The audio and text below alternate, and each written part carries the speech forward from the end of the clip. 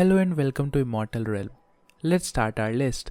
On number 10, we have Player from Today Onwards. It also has another name, and that is Player Starting from Today. Hunters are sponsored by patrons, and the 12 most brilliant heroes established Eden, calling themselves gods.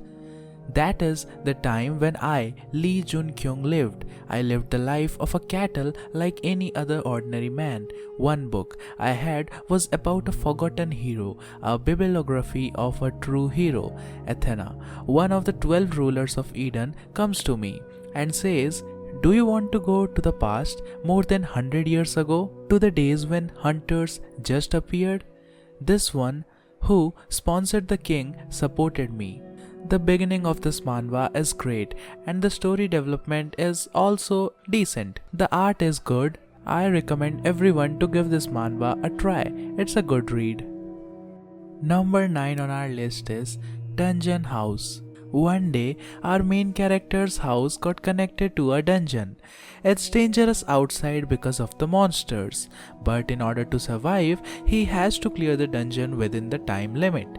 Kim Hyun-bok, who is our protagonist, has to try and clear the dungeon by himself. Now that all the other explorers have died, having awakened his powers, he starts taming monsters. With the skeletons, Chris Kai and Kesley, who have regained their memories, our protagonist's life-risking adventure to clear the dungeon starts now. And yes, this is a manhwa in which our main character is a tamer as well as a necromancer. If you like growth type manhwas where the main character slowly grows powerful, then this manhwa is the perfect choice for you. But still, our main character is too overpowered from the start.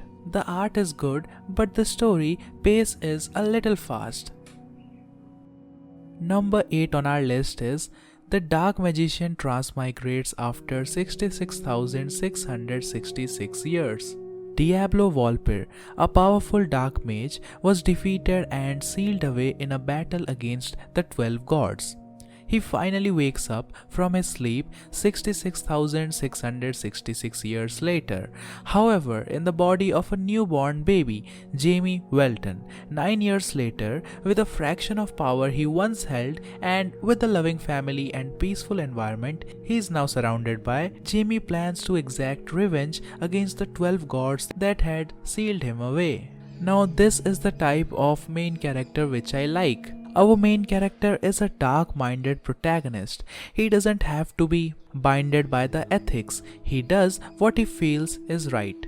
This is the story where one person, that is our main character, fights against 12 overpowered, scheming and evil gods. Number 7 on our list is Hail the King. I know you might have already read the manhwa because it is quite an old manhwa.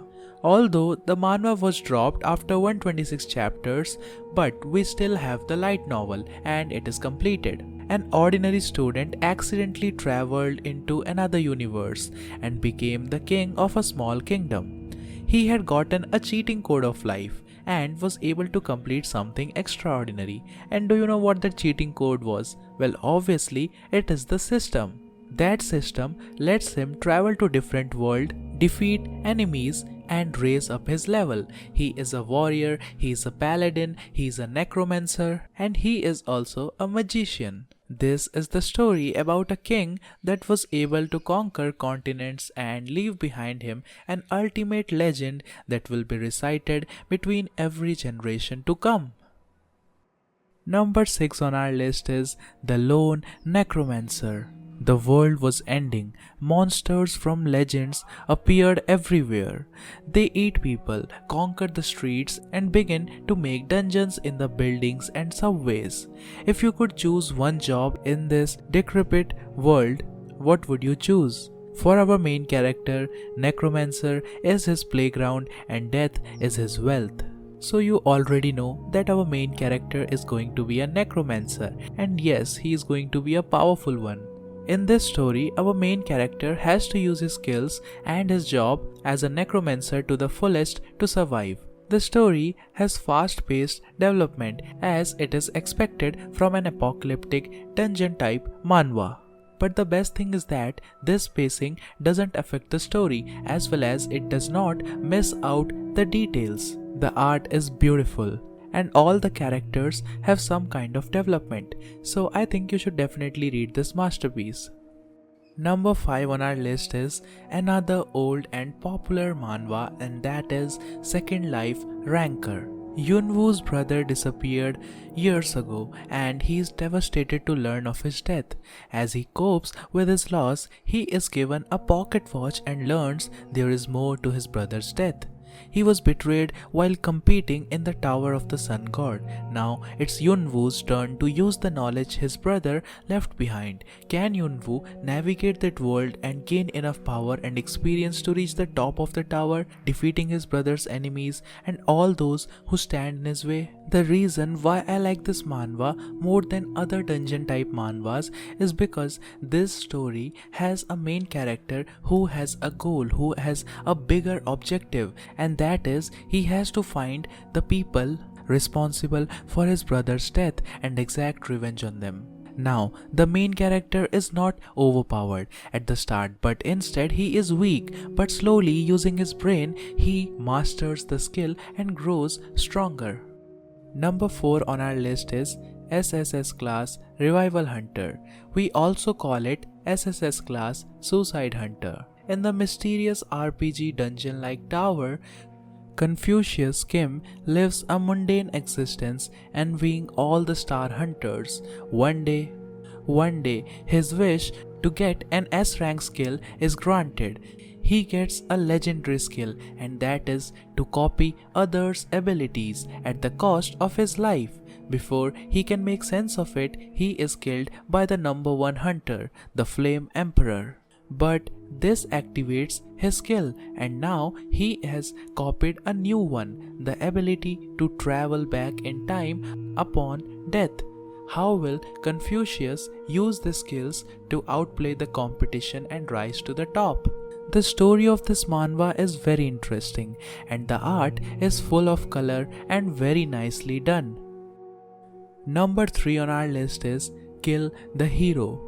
After he is killed by the righteous leader of his own guild, Woojin gets a second chance to start over. This time, he is not interested in saving the world from monsters. He has got his sights set on revenge. His high-level kills quickly garner him notoriety among the game plebs, while boosting his stats as he masterminds his way closer to the top. But there is something no one can figure out, and that is whose side he is playing for. Now that he knows how to play to win, Woojin will stop at nothing to destroy the hero, the one who killed him in his previous life.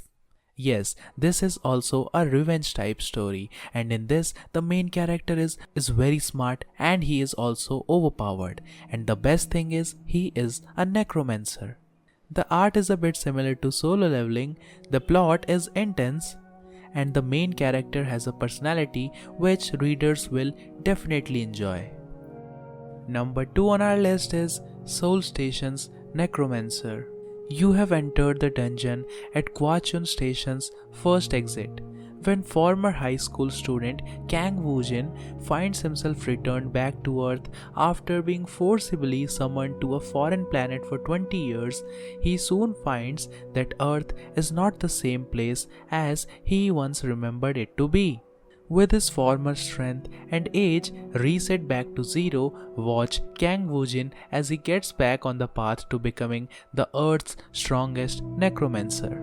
We all know that this manhwa has been adapted from a light novel, and that light novel is one of the most popular light novels. So you can say that it is a dungeon isekai type manhwa, and yes, our main character is too overpowered. This manhwa is a good read, but still I will recommend you to go and read the light novel.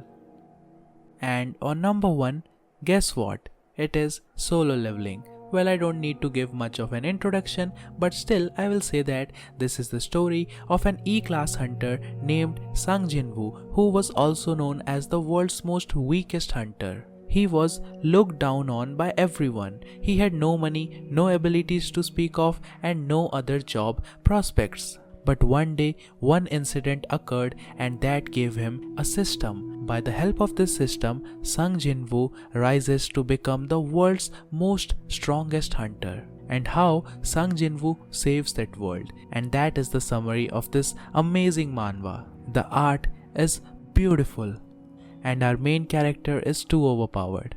That's all for today's video and I hope you liked this video. If you love our channel, you can subscribe, and if you want to join our Discord server, the link is in the description. Have a very beautiful day.